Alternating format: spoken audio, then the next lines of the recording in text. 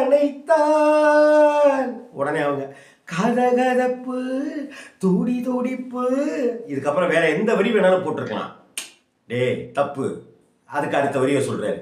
கதகதப்பு துடி துடிப்பு இது கல்யாண பரபரப்பு, காதல் வைபோகமே காணும் நன்னாளிதே, வானில் ஊர்கோலமாய் ஜோடி கிளிகள் கூடி இணைந்து ஆனந்த பண்பாடுமே.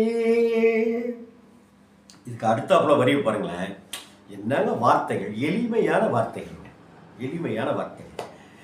எண்ணம் என்னென்ன வண்ணம் இளமை பொன்னின்று மின்